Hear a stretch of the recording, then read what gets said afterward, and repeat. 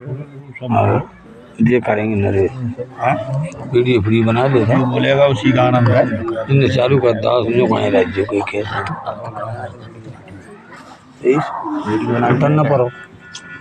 अरे जय गुरुदेव।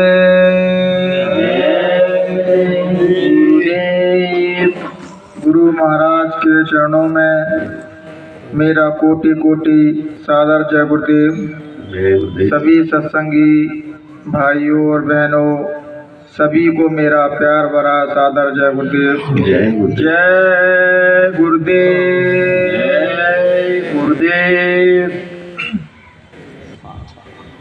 संत महापुरुष कहते हैं कि संसार में जितना आप रमोगे उतना ही रमते जाओगे। इससे निकलना बहुत ही मुश्किल है, बहुत जटिल है। लेकिन बहुत ही जो भाग्यशाली जीव रहते हैं, जो बहुत बड़े सूरमा रहते हैं, जो परमात्मा के रास्ते पे चलते हैं। इस संसार के मार्ग पे तो सभी दौड़ रहे हैं। तभी तो संत कबीर कहते हैं कि कामी क्रोधी लालची इनसे भक्ति न होए, और भक्ति करे कोई सूरमा जात वर्ण कुल कोई। कोई कलेक्टर बन गया, कोई प्रधानमंत्री बन गया, कोई राष्ट्रपति बन गया, ये बड़ी बात नहीं है। बड़ी बात तो ये है संसार के सारे कष्ट सह के उस परमात्मा से मिल गया। आप एक बात नोटिस करना, ध्यान देना, अगर आप संसार के कोई भी काम करोगे आपको कोई परेशानी नहीं होगी। आप कलेक्टर की तैयारी करने लगो, सब घर के समाज के सब सपोर्ट करेंगे, बच्चा पढ़ रहा है। अच्छी कोई स्त्री से शादी होने वाली हो, देखो कितना अच्छा विवाह हो रहा है। जब तुम भगवान के मार्ग पर चलोगे तो तुम्हारे सब विरोध में खड़े हो जाएंगे, चाहे घर के हो, चाहे बाहर के हो, समाज के हो, पूरा संसार उसके विरोध में खड़ा हो जाएगा। और जब सपोर्ट में कब आते हैं, जब परमात्मा से मिल जाते हैं, उन्हें किसी से कोई लेन देन नहीं होता, तुम कहते हैं अरे उनके अंदर तो हमें भगवान पहले से दिखाई दे रहे थे। और विरोध वही लोग करते हैं पहले। सच्चाई है। लेकिन हमारी विडंबना जो है पूरी दुनिया की, समाज की, कि हम संत महात्माओं को वक्त रहते नहीं समझ पाते हैं। हम जाना एक्सपर्ट काम है, पता है, कोई महापुरुष हमारे बीच से चले जाए और उनके नाम की तस्वीरें रख के फूल माला चढ़ा के इनमें बहुत ज्यादा मगन हो जाते हैं। क्यों कि वो कुछ बोलेंगे ही नहीं। अब तुम यहाँ पूजा क्या कैसी करते हो, कुछ नहीं बोलेंगे गुरु महाराज। वो जब शरीर में थे उसमें रोकते थे कि बच्चा जे मत करना, जे मत करना, तो बहुत से लोग जाते ही नहीं दे रहे, तो रोकते टोकते। वो संत रोकेगा ही तुमको, वो इसलिए रोकेगा कि तुम्हें आगे का गड्ढा दिखाई नहीं दे रहा, कि तुम तो बस जी आंखों से उतना देख पा रहे हो जो कैबलेट में अपने आंखों से देख पा रहा हूँ। अब कैबलेट के पीछे जीना भी है, जो तुम नहीं देख पा रहे, तुम्हें तो कैबलेट ही दिखाई दे रही है। संत महापुरुष देख रहे हैं सब कुछ, इसलिए तो रोकते हैं। और भगवान भी हमें, परमात्मा भी रोकता है, लेकिन उसके संदेशों को हम समझ नहीं पाते। क्यों माया, काम, क्रोध, लोभ, मोह, ईर्ष्या, राग, द्वेष, वासना इतने हावी रहते हैं। नहीं, आप कोई भी व्यक्ति हो, कोई गलत काम करना तो आपकी अंतरात्मा खुद रोकेगी उस काम को, नहीं ये नहीं करना चाहिए, ये गलत काम है। लेकिन हम मन के वशीभूत आके अरे हट जाओ, कर लेना चाहिए। ऐसे ही तो हम सभी लोग फंस रहे हैं संसार में। एक बार क्या हुआ कि एक राजा का मंत्री मर गया, तो वो एक अपने गुरुजी के पास गया, क्या महाराज मुझे मंत्री की खोज करनी है, तो कैसे खोज करूं? तो उन्होंने जो व्यक्ति ध्यान भजन करता हो उसको ही तो मंत्री बनाना, कि वो अच्छा बुरा सब समझते हैं और आगे का जो समस्या आएगी वो पहले ही बता देंगे तुम्हें। तो राजा ने भैया सब जगह ढंढूरा पिटवा दिया कि भैया मैं मंत्री मर गया है, तो मंत्री पद खाली है, तो भैया कोई योग्यता आदमी हो, जो योग्य आदमी वो आ जाए। तो वहां क्या हुआ तो बहुत सारे चालाक पढ़े लिखे लोग, कथाकथित लोग, सब ने अपने अपने फार्म भर दिए कि भैया मैं बनना चाहता हूँ, मैं बनना चाहता हूँ। तो इतने लोगों में से राजा ने 3 लोग सिलेक्ट किए और एक ऐसा व्यक्ति सिलेक्ट किया। तो गांव के लोग कह रहे हैं जाकर तो सिलेक्ट कर लिए, तो पागल है। क्योंकि जो संत महात्मा रहते हैं, भजनानंदी रहते हैं, उन्हें संसार पागल ही समझता है। और जब तक तो कोई पागल नहीं समझेगा तब तक तुम्हारी डोर भगवान से नहीं लग पाएगी सच्ची। तो कहते हैं जब तक ना हो भक्त की हंसी तब तक न लगे प्रीति सच्ची। जब आलोचना और निंदा होती है ना, तब वो संसारी तरफ बैराग होता है उसके अंदर, अरे सब व्यर्थ चीज है, असली आनंद तो परमात्मा की भक्ति में है। तो जब उसको भी, पागल को भी सिलेक्ट कर लिया, तो सारे गांव वाले कह रहे कि जो और 2 लोगों को सिलेक्ट किया वो तो बढ़िया, इस पागल को क्यों कर लिया सिलेक्ट? तो उन्हें कि राजू हो सकता है पागल ही होते हैं सेलेक्ट कर लो, क्योंकि भगवान का जो प्यारा होता है तो वह संसार पागल समझता है, लेकिन भगवान उसको समझता है, वो भगवान को समझता है। वो कहते भक्त की और भगवान की बात है वो दोनों ही समझ सकती है, तीसरा कोई नहीं समझ सकता। तो उन्होंने क्या किया कि तीनों एक जेल में बंद कर दिए, एक जेल में बंद कर दिए। तो अब भैया तीनों बैठ गए, तो मैं सोच रहे कि अब ताले माले डलेंगे तो बंद करेंगे हमें। तो जेल का क्या नियम था, उनने ताले नहीं डाले, बंद कर दिए, तीनों कुंडी लगा दी। तो दो चतुर लोग थे, वो कह रहे भाई साहब तो हम यहाँ बंद तो कर रहे हैं लेकिन ताले क्यों नहीं डाल रहे, कि जहाँ ताला नहीं लगेगा ये लॉक एक ऐसी पहेली से खुलेगा जो उस पहेली को सुलझा लेगा, तो ये लॉक खुल जाएगा, जो सबसे पहले बाहर निकल जाएगा उसको ही मंत्री पद मिल जाएगा। और दोस्तों ये जीवात्मा के ऊपर बात हो रही है, कहानी तो जरिया है बताने का, लेकिन आत्मा की परमात्मा की बात हो रही है, जो हम मोह माया में फंसे हुए हैं सभी जीव, जो उसकी बात हो रही है। तो गांव में क्या हुआ कि जो तो चला दो व्यक्ति थे, चतुर थे, वो तो सब शास्त्रों में खोजने लग गए, किताबों में खोजने लग गए, पढ़े लिखे लोग। और जो पागल था वो चुपचाप ध्यान से बैठ गया, बस उसने कुछ नहीं किया, और वो सब करने में लगे हुए थे। हम लोग यही तो सोचते हैं कि परमात्मा को कुछ करके पालेंगे, तुम कुछ भी करते रहना परमात्मा कभी नहीं मिलेगा, वो करने से मिलता ही नहीं है। तो अकर्ता की भाव आ जाता है कि मैं कुछ नहीं कर रहा, सब वही कर रहा है। जिन्होंने गाया था ना कि सब कुछ करने वाले वही है, जब तक हम पूर्ण तरीके से भरोसे उसके आसक्तु नहीं होंगे तब तक उसकी महिमा को नहीं समझ सकते। तो पागल था तो उसने आंती पांती मार के बैठ के ध्यान पे बैठ गया वो तो।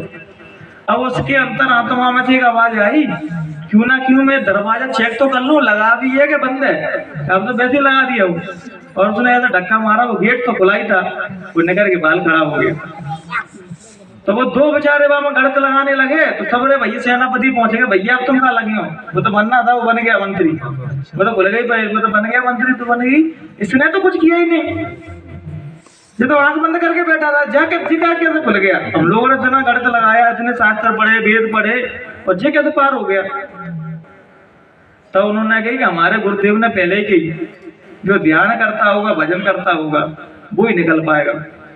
और हम लोग क्या करते हैं, हम किताबों में इतना ज्यादा विश्वास है, अगर वो सदगुरु कह रहा होगा, बहुत से लोग तो मैंने सत्संगी ऐसे सुनी है कि गुरु महाराज कहते थे, वो बात नहीं मानते थे, वो घर जाके किताबों में मिलान करते थे कि वेद पुराणों क्या कह रहे हैं, रामायण क्या कह रही है।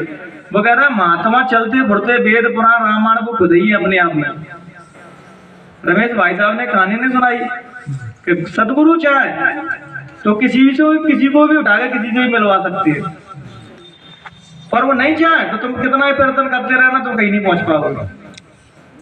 लेकिन हमारी विडंबना तो जो ये कि हम कभी गुरु को भगवान मान ही नहीं पाते, हम सदगुरु को परमात्मा नहीं मान पाते। वो सोचते हैं परमात्मा और गुरु अलग अलग है, परमात्मा को देखा नहीं, लेकिन गुरु तो चेतन रूप में बैठा है, और चेतन ही रूप से तुम विकसित हो सकते हो, तुम्हारी चेतना ऊपर उठ सकती है, क्योंकि तुम्हारे अंदर इतनी कैपेसिटी नहीं है, इतना वजन नहीं है कि सूक्ष्म शरीर में जाके इनसे तुम बात कर पाओ। इसलिए अपने आप में जो तुम्हारे अंदर सदगुरु करता क्या है, सदगुरु ये नहीं है कि वो माना तुम सब नीचे हो। कभी गुरु ने कहा कि मैं मानू तुम सब नीचे हो, कोई भी संत महात्मा नहीं कहेगा कि मैं मानू तुम सब नीचे हो, नहीं, सबके अंदर चेतना जीवात्मा एक ही बैठी है। बस विडंबना क्या है कि उनने जान लिया और हम नहीं जान पा रहे। और हम पता क्या समझते हैं कि सत्संग में जाने से या किसी को सुनने से हम आत्म ज्ञान प्राप्त हो जाए, कभी नहीं होगा। चाहे गुरु महाराज को सुन लो, चाहे नानक को सुन लो, चाहे पलटू को सुन लो, चाहे मीराबाई को सुन लो, कबीर को सुन लो, किसी को भी सुन लेना, कभी ज्ञान प्राप्त नहीं हो सकता सुनने से आपको। हाँ, आपको करने से ज्ञान प्राप्त होगा, जब आप भजन ध्यान साधना करोगे, जब वैराग आपके अंदर आएगा तब आपको ज्ञान प्राप्त होगा। जैसे एक संत से नहीं पूछा कि महाराज मैंने इतने संतों को सुन लिया, ऐसा कोई संत नहीं बचा जिसको नहीं सुना मैंने, लेकिन मुझे आत्मज्ञान प्राप्त नहीं हुआ। तो संत वो और ज्ञान पकड़ते वो नहीं होगा भी नहीं, मुझे भी सुन लेना तब भी नहीं होगा। क्यों तो वो सुनना है, घर को सुनी था। हमें लोग तो यही है कि सत्संग में आते हैं, सुनते हैं और चले जाते हैं बस, लेकिन घर जाके सत्संग में तो चेत हो जाता है ना व्यक्ति, घर जाके भजन करेगा तब उसकी आत्मा रूपांतरित होगी। और जब रूपांतरित होगी तब तुम देख पाओगे कि आत्मा हमसे क्या कोऑर्डिनेट कर रही है, हमसे क्या कहना चाह रही है। आत्मा के जो ज्ञानी व्यक्ति होता है वो किसी की बातों को नहीं मानता, ना कई सुनी बातों को फॉलो करता, वो अपनी अंतरात्मा की बात को मानता है, और अंतरात्मा की बात हम कब समझ सकते हैं? जब हम बैठेंगे, साधना करेंगे, भजन करेंगे तब। हर जीव के अंदर अंतरात्मा उसको सही और गलत सब समझाती है व्यक्तियों को, लेकिन हम समझ पाते क्यों नहीं पाते? कि हम भजन नहीं करते। आत्मा हमारी जो आत्मा की खुराक है वो नहीं देख पाते हम उसको। आत्मा की खुराक क्या है? भजन करना, परमात्मा की प्राप्ति करना, और हम काम में लगे हुए संसार में। वो कहते हैं गुरु महाराज ने कह देना बाल बच्चों की सेवा करो, आएगा का सत्कार करो, तो हम वही तो कर रहे हैं। तो वो क्या है, तुम सस्ता पार ढूंढते हो। तो कोई महात्मा बस हमसे जो कह दे कि तुम आराम से 4-6 मॉर्निंग मोड़ा करो, तो घर में बढ़िया आराम से रहो, नौकरी करो, रोटी सब्जी खाओ, तो बच्चे महात्मा बढ़िया। हाँ, कोई महात्मा ने जो कही तुमसे कि नहीं, भगवान का रास्ता, भगवान को पाना ही तुम्हारा प्रथम उद्देश्य है। जना कितनी बार तुमने धरती पर जन्म लिया है, कितनी बार किसी के बच्चे बने, किसी के पत्नी बने, किसी के मोड़ा बने, किसी की मोड़ी बने, और जन्म जन्मांतर से जीव जी खेल खेल रहा है, आगे भी जी खेल खेल रहा है। हम भाई संत को मानते हैं जो हमें संसार ना छुटाए, हमारे मोह ममता ना छुटाए, हमको आजादी दे। हाँ बिल्कुल करो भाई साहब, तुम 4-6 महीने मोड़ा और कर लो, और फिर दोबारा मानो तो दूसरी शादी कर लेना तुम। लेकिन तुमने सही बात बताएगा उसको हम कभी संत नहीं मानेंगे, कि वो हमें वासनाओं के ऊपर उठना सिखाता है। मुस्लिम धर्म इसलिए लोगों ने ज्यादा माना कि 4-4 शादी अलग। हम उसी धर्म को सबसे ज्यादा उसी संत को प्रेफर करते हैं जो हमसे किसी को रोका टाकी ना करे। हमें संत की बताओ, किसी भी संत की किसी व्यक्तिगत आदमी से दुश्मनी नहीं है, बस वो जो है कि भगवान को पा लेते हैं। जब जीव संसार में विचरता है तो उनके अंदर एक करुणा दया होती है कि जिस प्रकार मैंने मालिक को पा लिया तो सब पाला। तब मालिक उस शब्द से क्या कहते हैं कि तुझ पर मेरी करुणा की दृष्टि है, तू इस जन्म से मेरी साधना करके मुझे नहीं पा पाया, कितने जन्मों से मेरी साधना कर रहा था, तब तू मुझे पा पाया। हम क्या लगता है संत महात्मा हो जाते हैं वो एक जन्म के हो जाते हैं, जरा कितने जन्मों की वो साधना करते हैं, तब जाके वो मालिक के दीदार करती है, आत्म साक्षात्कार कर पा लेते हैं। और जब भी देखना वो कोई संत कहेंगे नहीं, वो ये कहेंगे कि मैंने परमात्मा को ऐसे देखा जैसे मैं इनको देख रहा हूँ, लेकिन वो झूठ बोल रहा है। वो पता क्या कहते हैं, ऐसे कभी दिखता ही नहीं है परमात्मा। परमात्मा जब भी अनुभव होगा तुम्हारे अंदर ही होगा, और ऐसा लगेगा मैं ही परमात्मा हूँ। लेकिन विडम्बना क्या है, समाज बैठा है ना, इसके सामने कोई संत की हिम्मत नहीं है कि वो ये कहते हैं कि मैं ही भगवान हूँ, मैं ही परमात्मा हूँ। कुछ पागल कबीर जैसे, नानक जैसे कुछ भी संत कहते हैं कि हम ब्रह्मास्मि सोहम, मतलब मैं ही परमात्मा हूँ। जिनके अंदर कोई अहंकार में नहीं बोल रहा है, उनके अंदर अहंकार शून्य हो चुका है, तब वो कह रहे हैं कि मैं ही भगवान हूँ और तुम सब भगवान हो। लेकिन हम भगवान स्वरूप इसलिए नहीं हो पाते हैं कि हम अपनी वासनाओं से अपनी सीमाओं में जकड़े हुए हैं, कोई समाज की में, कोई ऊंच नीच की भावना में, कोई अमीरी गरीबी में। जब तुम सबने जंजीरें तोड़ दोगे तो तुम्हारे परमात्मा के अलावा कुछ है ही नहीं। तभी तो कहा है कि जन्म में और मृत्यु में जो बीच का जो समय है ना, वो समय ही में तुम परमात्मा को पा सकती हो।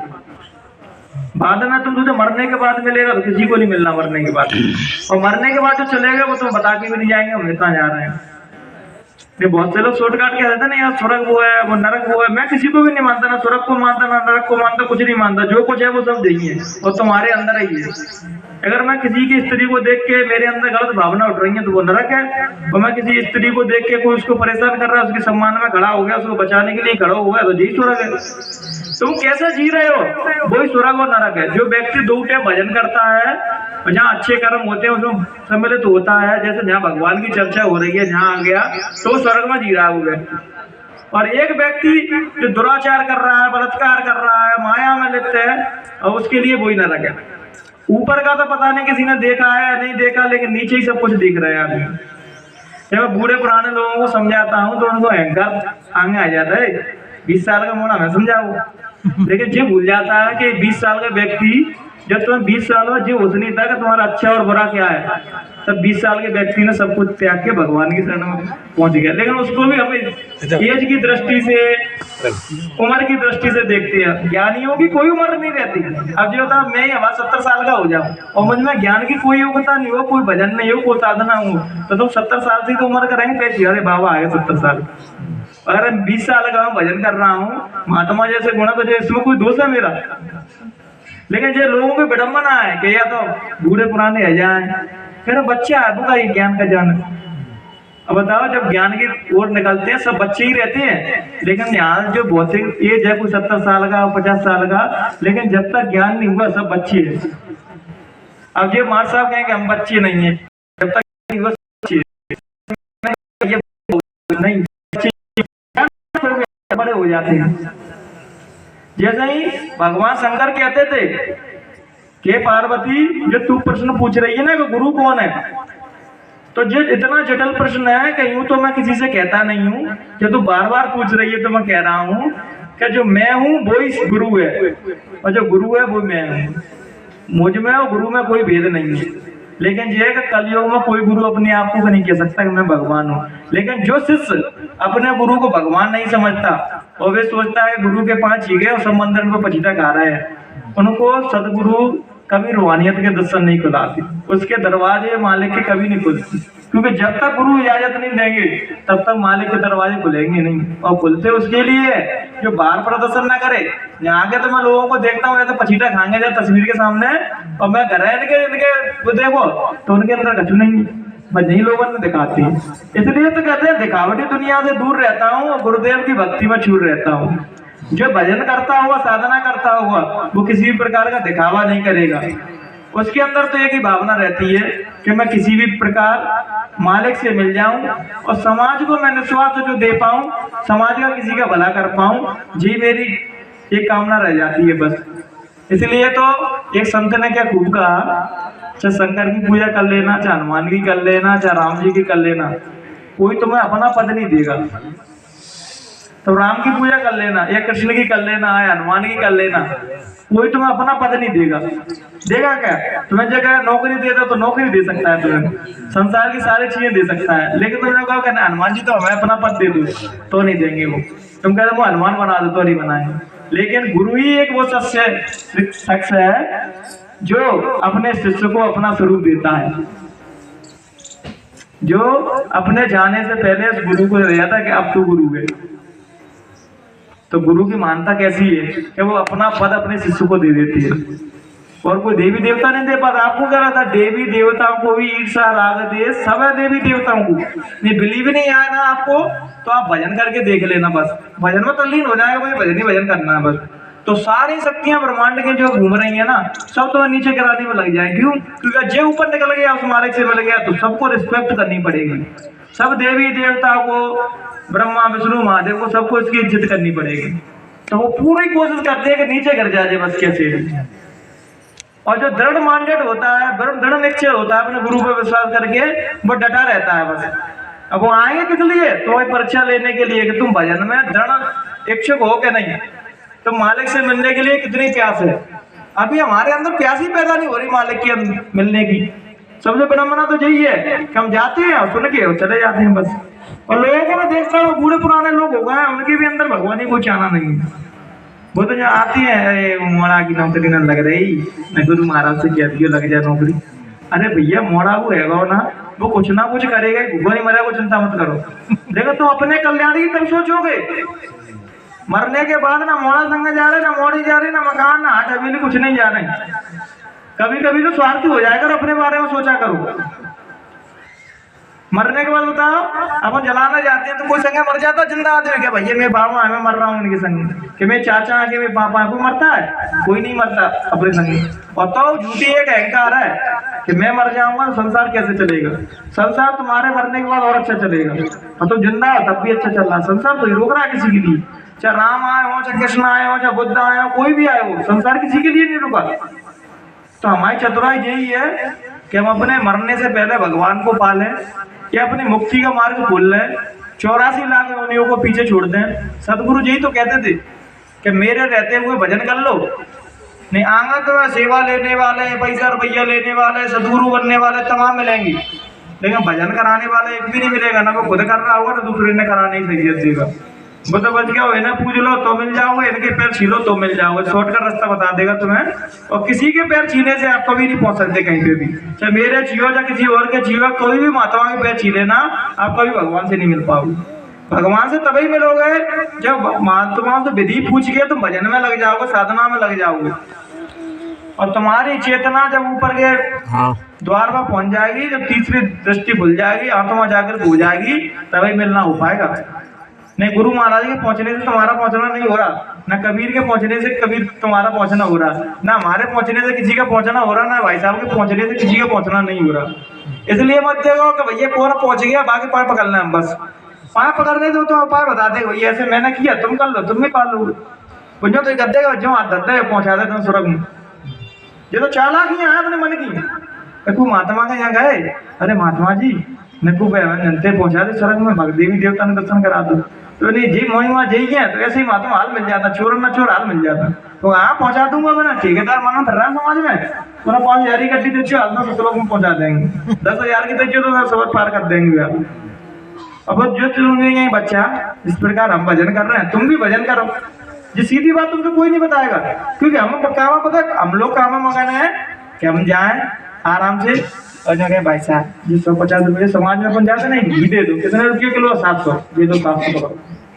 फिर और कचू लेने गए, बने जी का बाबा 200 ले आए। ऐसे ही हम जाते हैं तो वो जो कहता है भगवान की रेट बताता है, बस कितनी रेट है, कोई 5,000 कहता है तो तुरंत हम 5,000 दें, तुरंत मिल जाए।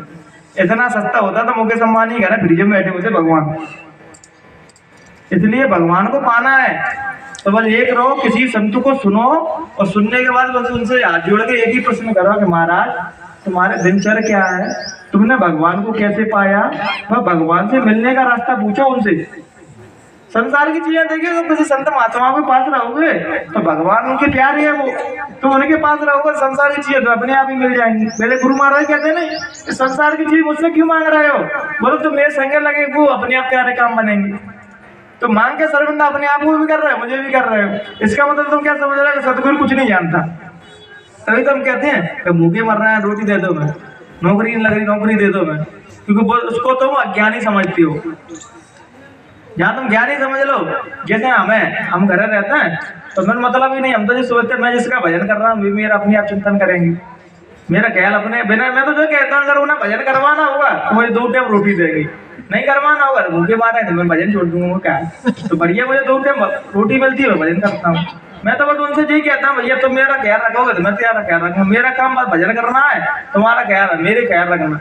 तो बिलीव मानना, बढ़िया 2 टाइम रोटी मिलती है, कपड़े धोए मिलते हैं, सब काम टाइम टेबल से होता है, बस मैं पूर्ण तरीके से अपने गुरु पे आसक्त हूँ बस, और सारे काम बनते हैं। ऐसा नहीं तुम लोग तो पुराने नए लोग हमें बुलाते हैं जो अपन से जुड़े नहीं है गुरु महाराज के यहाँ, हाँ तो हम लोग उनके पीछे बैठते हैं तो वो खुद कहते हैं क्या गुरु महाराज के सत्संगियों से तो हम इतने से मिले हैं, लेकिन तुम जरा बात है कहाँ से निकाल के आते हैं क्या, मैंने कि मैं गुरु के चरणों में बैठा हूँ, अब वो बस ऊपर ही ऊपर बैठे हैं, बस के कपड़े पहन लिए और जैकेट पहनी और बस बैठ गए। जब तक अंतर से नहीं बैठोगे, क्योंकि तुम्हारा गुरु तुम्हारे अंतर भाव को देखता है बस, कि संत ना देखें बोलो चाहे संत देखे अंदर का। मैं पता किस लिए नहीं पहनता, मैं ये देखना चाहता हूँ कि गुरु महाराज बाहर का आवाकरण देखते हैं अंदर का देखते हैं, पहनने को तो मैं भी पहन सकता हूँ, लेकिन मैं बस इसलिए नहीं पहचाना, मैं ये देखना चाहता हूँ कि गुरु मेरे अंतःकरण को देखते हैं या मेरे बाहरी रूपरेखा को देखते हैं, किसी ने जैकेट पहनी है कि नहीं, इसने टोपी लगाई है कि नहीं, मैं जिद देख रहा हूँ बस। और ऐसा कभी नहीं हुआ कि उसने मेरे बाहर के आविकरण को देखा हो, उसने अंतर को देखा है। जब मैं हृदय से रोता हूँ तो मुझे ऐसा लगता है मेरे आस पास ही कहीं खड़े हैं, और बस ये कहते हैं कि बच्चा बस थोड़ी मुसीबत हो रहा है, बस जब हमने कष्ट सहते उससे मिलने के लिए तो तू कैसे बच सकता है। कभी कभी समस्या आ जाती है तो रोने लगता हूँ कि गुरु महाराज ये बताओ, जब कोई भगवान के मार्ग पर चलता है उसे पाने के लिए उसको कष्ट क्यों मिलते हैं। तो गुरु महाराज ने कही देख दादा गुरु को भी कष्ट हुए थे और मुझे तो पता नहीं कितने लोगों ने परेशान किया था, तो तू कैसे बच सकता है, तुझे भी कष्ट होंगे, तुझे भी समस्या। बोले चिंता मत कर, एक दिन वो आएगा कि संसार सब जय जयकार होगी, बट डटा आ रहा है तो भजन मत छोड़ बस। और जो छोड़ता नहीं है अपने गुरु को और लगा रहता है, कभी ना कहीं वो दिन आता है सब संसार उसके सामने नतमस्तक हो जाता है। बस दृढ़ होके अपन को अपने गुरु को भजन के माध्यम से रजाना है बस। ऊपरी आवा मंडल से गुरु कभी नहीं रिझेंगे। संतों को कुछ नहीं, तुम सोचा कि राष्ट्रपति बन के आ जाओ, वहां प्रधानमंत्री बन जाओ, संत कभी नहीं रिझते। संत बस एक चीज से रिझते हैं, तुम्हारे अंदर भजन होगा, भक्ति होगी तो तुम्हें अपने गले से लगा लेंगे, भला तुम भिखारी हो। बाहरी आवाकरण से तो संसारी लोग रिझते हैं, संत तो तुम्हारी भक्ति से, तुम्हारी सच्ची लगन से, और तुम ये देखो कि तुम समाज में कैसा व्यवहार करती हो। हमारी विडंबना क्या है कि इस रूप में तो गुरु महाराज को देख लेते हैं, जब किसी और रूप में आ जाते हैं तो तुरंत हम गाली गलौज चारों करने लगते हैं। लेकिन मैं तो हर रूप, इनको हर रूप में देखता हूँ। हमारे यहाँ कोई भीख मांगने भी आता है ना, तब उनको भी इसलिए नहीं खाली आप जाने देते, हो सकता है गुरु महाराज ही तो नहीं आ गए। अगर इस रूप में आ जाए तो सब पसीटा खा लेंगे वाला, अरे गुरु महाराज आ गए। और दूसरे रूप में आ जाए तो सबसे पहले गाली अपन ही देंगे, क्योंकि हमारी विडंबना क्या है कि हम शरीरों में बंधे हुए हैं। हमारा प्रेम क्या है, शरीरों में बंधने वाला। और रूहानियत का प्रेम पता क्या होता है कि माँ शरीर की कामना ही नहीं है, शरीर है ही नहीं है, ना तो शिष्य का बचा है ना गुरु का बचा है, उनके अंदर कुछ बचा ही नहीं है। और हम रोते इसलिए सबरे सत्संगी, क्योंकि हमारे प्रेम शरीर तक है बस। अब ये बताओ, जो शरीर चला भाग तुम्हारे प्रेम के बसीबूत आ भी जाएंगे तो कभी ना कभी शरीर तो छोड़ना ही पड़ेगा। बताओ माँ बहनों भाइयों, हमेशा कोई जिंदगी भर एक ही शरीर में रह सकता है? मजा आएगा, सीधी बात है। लेकिन अगर सतगुरु को तुम व्यापक रूप में देखोगे तो सब जगह वही है, कहने के अंदर नहीं है, कहने के अंदर नहीं है, कहने के अंदर ऐसा कौन है जिसके अंदर सदगुरु नहीं है? और कहते हैं नाम दान देता हूँ उसके अंग संग हो जाता हूँ, तब भी तुम मान पाते हो अंग संग है? चाहे वो चाहूँ पसीटा खा लगते हो, अपने भीतर को देख नहीं रहे, मेरे अंदर भी तो बैठा है। हमारी बस विडंबना ये है कि हम किसी से पैर नहीं छीते, ना किसी से पसीटा खा लगा। चाहे वो देवी देवते ही हो, हम तो हमारा सिर बस गुरु महाराज के आंगन झुकता है बस। हम झुके भी रहेंगे जबरदस्ती को कहेगा इनके 5 किलो, लेकिन हमारा मन नहीं झुकेगा उसके सामने कभी भी। हमारा जो मन तो इनके सामने झुकता है बस। और हमारा हम खुद में चिंतन करते रहते हैं बस कि अपने आप को जानो, अपने आप को जानना ही परमात्मा को जानना है। जो खुद को जान सकता है वही खुदा को जान सकता है, जो खुद को नहीं जानता वो खुदा को भी नहीं जानता। अगर आप तो साइंस भी कहता है इस चीज को कि हम अपने बारे में कुछ नहीं जानते।